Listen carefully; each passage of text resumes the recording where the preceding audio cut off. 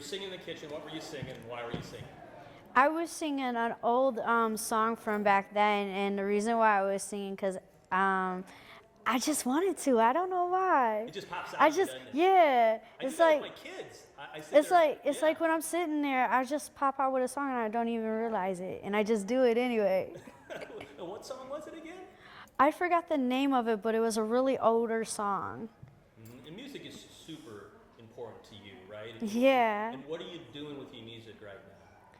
What I'm doing with my music right now is I'm writing a couple songs. One's named Starlight. I'm writing with my friend Mitchell. And we're about to finish it on Tuesday, I hope. And it's going to be really amazing because the message in there is so extraordinary. It's about like people that are lost and can't find their self to gain back hope again. And know that they're in control of their own destiny. Nobody else is in control of your destiny but yourself. And in order to make the change, you have to accept that you have a problem and that you're willing to, have the strength to go forward and help yourself. And just be yourself. Don't be somebody fake. Like, don't just be authentic.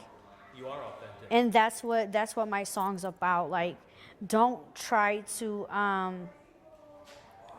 let people change you, because my song's about lowering the tonality to be yourself.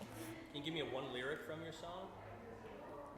The tonality of my life to this point is not the same as it will be. That's wonderful. See, I thought you were just going to tell me. I didn't know you were going to sing. For so long to be myself, when it meant so much to stay me. You know, the only other person who's ever sang for me in an interview is Faith Hill. The only other person. Now you. That's just fantastic. Tell me, we're talking about the kitchen. Can you share with Cleveland your favorite recipe, the favorite thing you like to make? Thai pizza is my favorite thing I like to make. It's basically dough, it's rice, it's like the Thai sauce and chicken with some vegetables on top. And it's really good.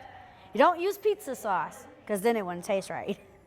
What's your favorite place to eat out in Cleveland? If you had to pick, you had to go to the place, your most favorite place. Do you have one? My favorite place is the corner alley. Nice. You can bowl, you can grab something to eat. Yeah. Yeah. And you go watch the game on the TV. Yeah, it's at the center of Cleveland too. It's Yeah. Everybody walks by there. If you sit there, sooner or later you'll see everybody walk by there. Yes. Yeah. I know your journal was very important. You included that in your book, but your drawings are very important too. Are you still drawing, and what are Yes, you drawing? I am. I love to draw. Not too long ago, I drew the Day of the Dead picture, and it was so amazing. I put it on Facebook, and everybody loved it. Can you share with me what you when you got out of the house, what you missed the most? What you missed the most when you got out of the house and you could use an iPhone, you could go to McDonald's, you could go to. I mean, what did you? What I food miss, or what I miss the most is just being able to be a normal person and live life, and sit up in the morning and make a cup of coffee, and by the end of the night chill with your friends, and just have those moments that everybody takes so for granted because they don't realize it's what you already have that's important to you. And you got an amazing support group around you now. Yes. Some wonderful people who really go as far as they can to help you, and you love them, don't you? Yes, I got my big bro Angel over here, and I got my friend Alex and my lawyer and all the support, and my nice little friend Scott over there that took me to a haunted house for my very first time. Yeah. And it was so amazing. I got a lot of supportive people around me, and I love them so much. Is this your last book, or do you have another one in you? For me, I'm thinking about writing a new one about all my wonderful experiences. And I'm also thinking about writing a poem book, too, because I got a lot of poems that, people might find comfort in. and they might get something out of it. I got two more questions for you, and then I'll let you go because I know you're busy. One, when you walked into that courtroom, I was in there, I saw you. I didn't recognize you at first. I was 2 rows back, and you stood up there, and just that voice of yours and your inspiration just boomed out of you. How important was that for you to get your message across then and today? That was so important to me because I wanted to let people know that it doesn't matter what you go through in life, you could overcome anything with the tremendous strength and willpower that you have already inside you. And a lot of people don't understand they already have it. It's there. They just need to use it a little bit more. Why Lillian Rosalie? Why change your name? That was my amazing name to my new beginning. And who does your hair, you, or do you go to a salon? Sometimes I have somebody to do my hair, but most of the time I do it myself. And I know you have some ink. Can you tell me what your favorite tat is, or not? To be honest with you, all of them are my favorite tats, only because they tell a story about myself and they're me. And when you did get out of the house, were you walking around Cleveland pretty much and nobody noticed who you were when you got out or not? When I first got out, it was not, I did not walk around. I was in a hospital for a couple months. Sure. In and out, And because then when you got out, were you able to walk around and not be recognized? oh my goodness, when I came out and I started walking around, I couldn't walk around nowhere. Oh, wow. You're a rock star. Nowhere. Right? Yeah. Because the first thing when I walk out the house, everybody's right there. Pictures. Can I take a picture? Can I ask you something?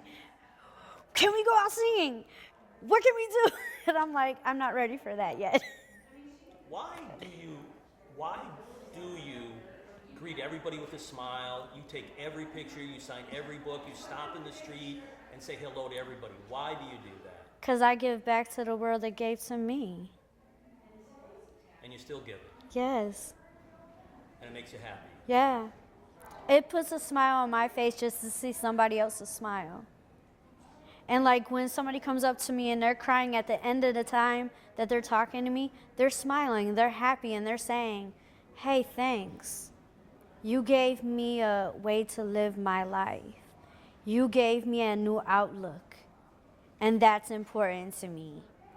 Just to be able to help that one person, even if it's just 5 minutes of talking to them. And my last question is, I see a lot of faith inside you. I see a lot of spirituality inside you.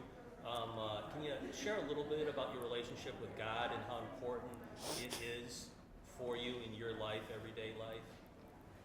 For me, God is just one big blessing for life, period. And He has helped me through so many things. And He has taught me that love is more than skin deep. It's a spiritual and mental, not physical, and you had emotion. a question for a while that you weren't sure if He was there, but yes. Your faith, he tested your faith, didn't He? Yes, He did. He tested my faith quite often. And you know He's there. Yes. Good. Hey, thank you so much. Thank you very much.